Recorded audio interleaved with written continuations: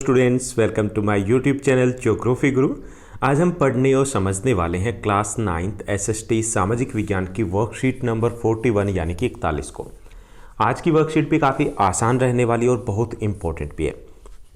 आज की वर्कशीट में हम जारी रखेंगे अपना पॉलिटिकल साइंस का, राजनीतिक विज्ञान का, सिविक्स का चैप्टर संस्थाओं का कामकाज। संस्थाओं का कामकाज जिसका पहला भाग हम पढ़ चुके हैं, जिसमें हमने पढ़ने की, समझने की कोशिश की थी कि संस्थाएं क्यों ज़रूरी होती है लोकतंत्र में। लोकतंत्र में देश के ठीक से विकास के लिए, समानता के लिए, शांति व्यवस्था बनाए रखने के लिए हमें संस्थाएं चाहिए, क्योंकि कोई एक व्यक्ति है वो शासन नहीं चला सकता। इसलिए लोकतंत्र में काफ़ी सारी संस्थाएं होती है। प्रधानमंत्री, राष्ट्रपति, कैबिनेट मंत्री, ये भी संस्थाएं होती है। साथ ही साथ हमने जाना था कि लोकतंत्र में 3 प्रमुख संस्थाएं होती है जिनको हम अंग भी बोलते हैं, सरकार के अंग। वो होते हैं विधायिका, जिसका मुख्य कार्य होता है कानून बनाना। दूसरा होता है कार्यपालिका, जिसका मुख्य कार्य होता है उन कानूनों को लागू करना। और तीसरी संस्था होती है न्यायपालिका, जिसका मुख्य कार्य होता है न्याय प्रदान करना। आज हम कार्यपालिका है उसको हम समझेंगे कि कार्यपालिका के क्या कार्य होते हैं, कार्यपालिका में कौन कौन से प्रमुख अधिकारी होते हैं और ये कैसे कार्य करती है। तो चलिए शुरुआत करते हैं। जैसा कि आप अपनी स्क्रीन के ऊपर देख पा रहे हैं, ये हमारी वर्कशीट यानी कार्यपत्रक संख्या 41 है। हमारा विषय एसएसटी सामाजिक विज्ञान है, जिसमें हम पॉलिटिकल साइंस, सिविक्स, जिसको आप लोकतांत्रिक राजनीति या फिर राजनीतिक विज्ञान भी बोलते हो, उसका पाठ संस्थाओं का कामकाज चल रहा है, जिसका दूसरा भाग है ये। आज की दिनांक है 8 अक्टूबर 2020। सबसे पहले हमें समझना कि ये कार्यपालिका क्या होती है। तो सरकार की नीतियों को कार्य रूप देने वाली संस्था को हम कार्यपालिका कहते हैं। यानी सरकार ने जो भी नीतियां लागू की, कैबिनेट मिनिस्टर्स हैं, उस मीटिंग में कुछ डिसीजन लिए गए कि हम ये करने वाले हैं देश में। अब उसको लागू कौन करेगी? कार्यपालिका उसको लागू करेगी। या फिर जैसे संसद है वो कानून बनाती है कि देश में संसद द्वारा पारित विधेयक या कानून को, विधेयक इसलिए कहा जाता है क्योंकि कानून तब बनेगा जब राष्ट्रपति उसके ऊपर हस्ताक्षर करेंगे, उसके ऊपर सहमति देंगे। तो जब वो संसद द्वारा कानून बनाया गया, उसको लागू जो करेगी वो कार्यपालिका करेगी। यानी कि हमें आवश्यकता क्यों है कार्यपालिका की? हमें आवश्यकता है जो सरकार ने नीतियां बनाई या संसद ने, विधायिका ने जो कानून बनाए, उनको लागू करने के लिए।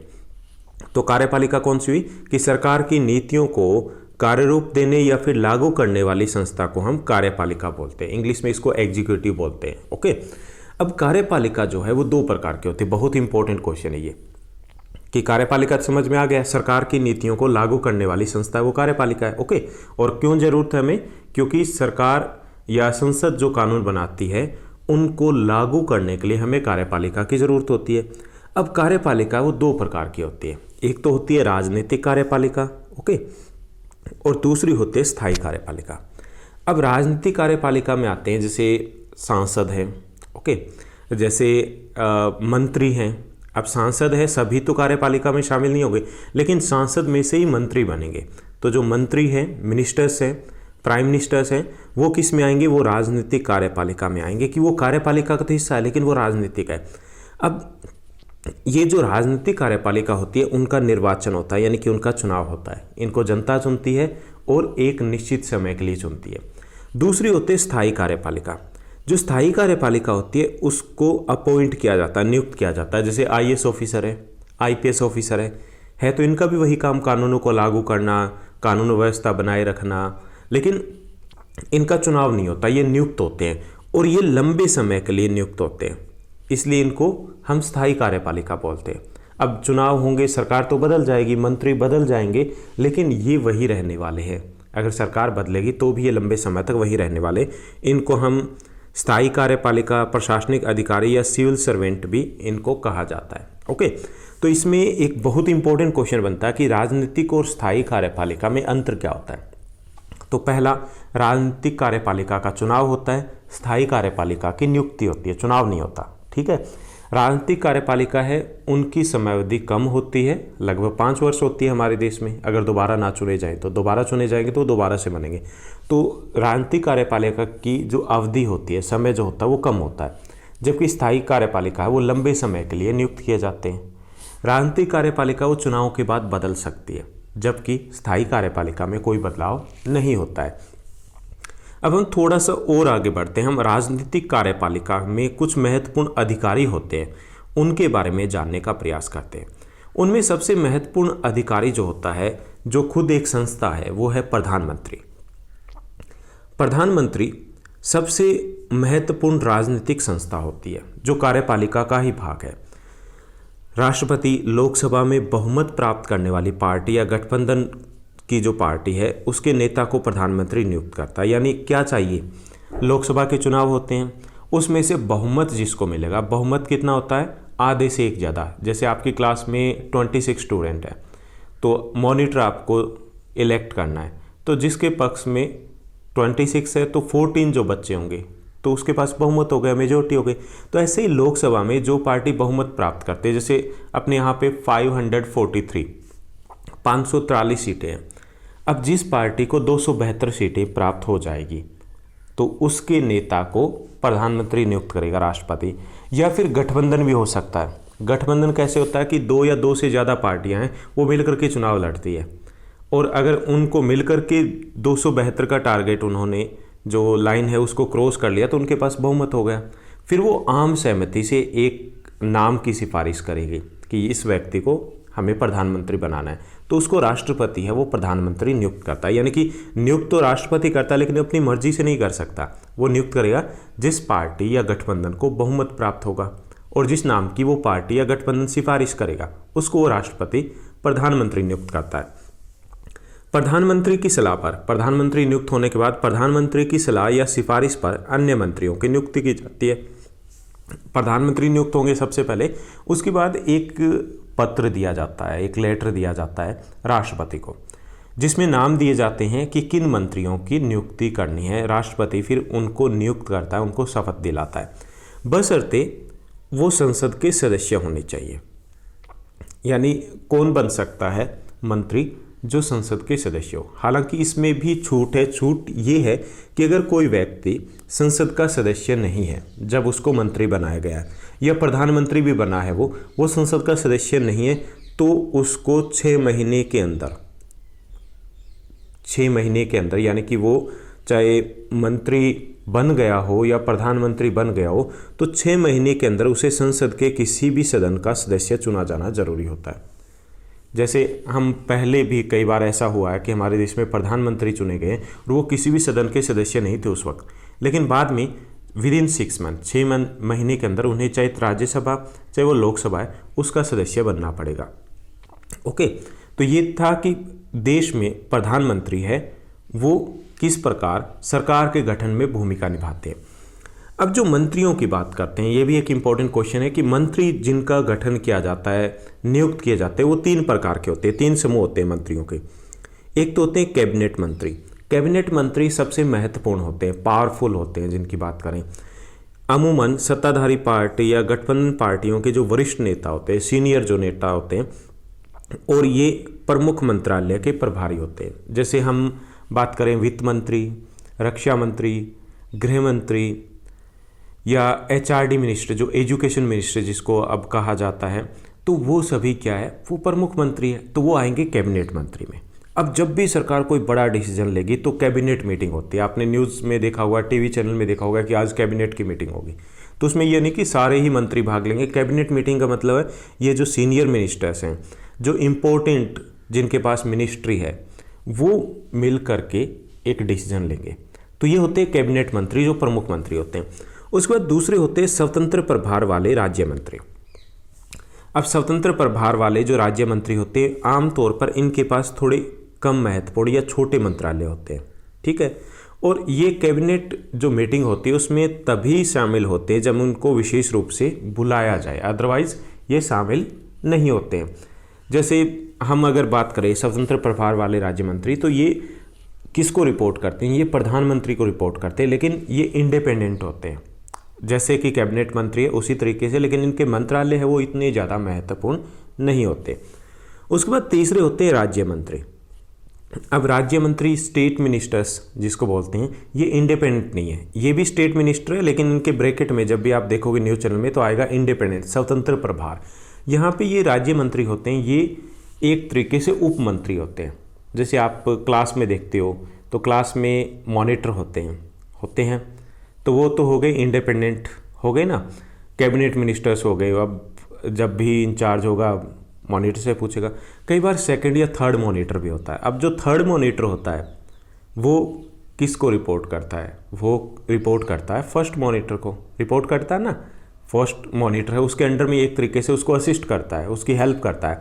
तो जो राज्य मंत्री होते हैं ये कैबिनेट मंत्रियों से जुड़े होते हैं, उनकी सहायता करते हैं। जैसे जो बहुत इंपॉर्टेंट बड़े बड़े विभाग है, जैसे रक्षा मंत्री है, जैसे गृह मंत्री है, तो इसमें एक गृह मंत्री होता है हमारे देश में और कम से कम 2 राज्य मंत्री होते हैं, यानी कि वो उप मंत्री होते हैं जो गृह मंत्री के साथ मिलकर के काम करते हैं। क्योंकि बहुत बड़ा देश है, बहुत सारे कार्य होते हैं, तो उनको हम बोलते हैं राज्य मंत्री। तो ये किसके अंडर में काम करते हैं?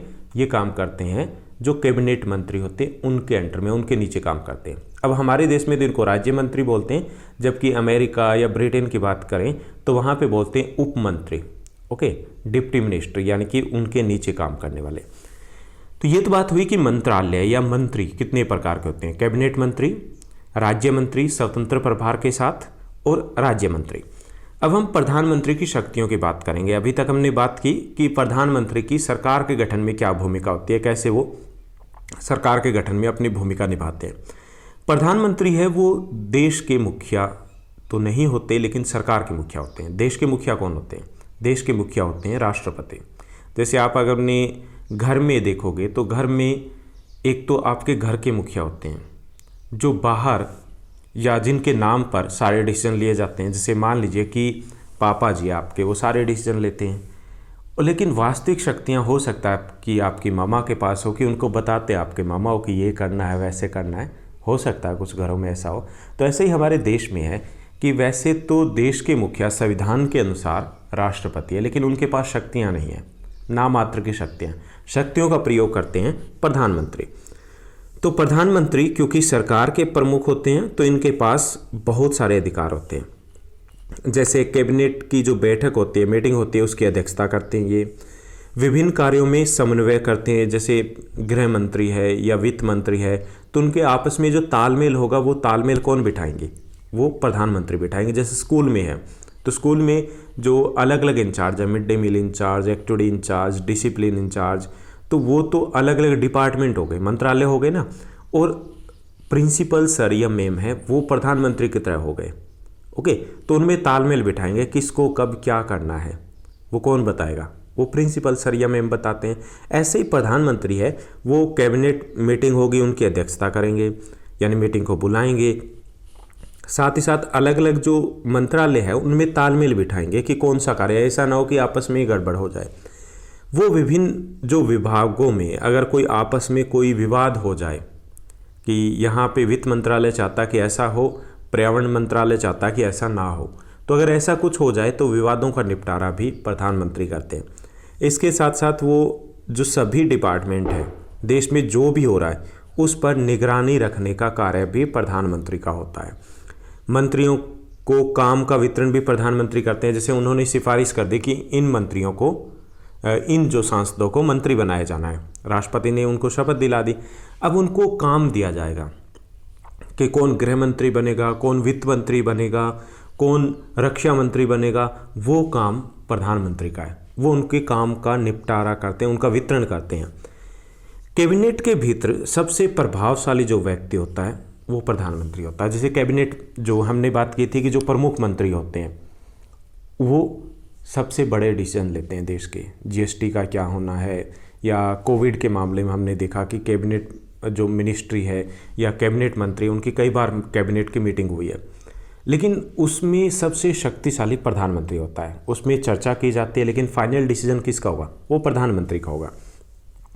और प्रधानमंत्री जब अपना पद छोड़ता है, मान लीजिए कि उन्होंने रिजाइन दे दिया, ओके, या उनको रिजाइन देना पड़ा, तो इसका मतलब है पूरा मंत्रिमंडल है वो इस्तीफा दे रहा है, ओके। उनको अलग से अपना रिजाइन देने की जरूरत नहीं। अगर प्रधानमंत्री ने पद छोड़ दिया, मान लीजिए कि प्रधानमंत्री ने पद छोड़ा और उसी की पार्टी का दूसरा नेता प्रधानमंत्री बनने वाला है, तो भी पहले वाले मंत्री है वो उनका इस्तीफा माना जाएगा, उनको दोबारा से शपथ लेनी पड़ेगी। गठबंधन सरकार के प्रधानमंत्री विभिन्न समूहों और गुटों के गठबंधन के साझेदारों की राय के अनुसार निर्णय लेते हैं।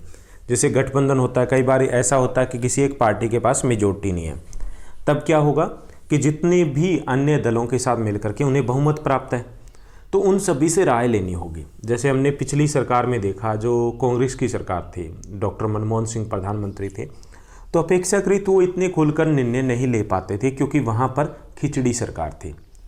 खिचड़ी सरकार यानी कि मिली जुली सरकार थी, गठबंधन की सरकार थी। जबकि अब की बात करें तो यहाँ पर जो प्रधानमंत्री जी हैं, इनकी पार्टी को बहुमत प्राप्त है, ये अपने अनुसार निर्णय आसानी से ले सकते हैं।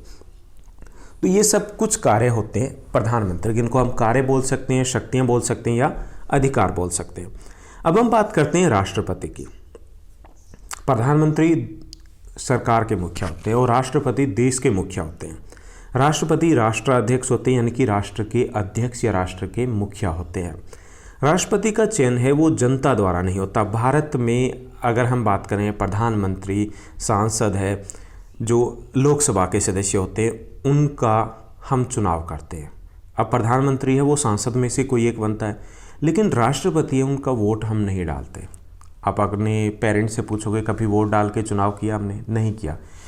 जो राष्ट्रपति है हमारे देश में, उनका चुनाव अप्रत्यक्ष विधि से होता है। अप्रत्यक्ष विधि मतलब कि हम चुनते हैं एमपी को, हम चुनते हैं एमएलए को। जैसे दिल्ली वालों ने, हमने 7 एमपी चुने, हमने विधायकों को भी चुना, राष्ट्रपति को नहीं चुना।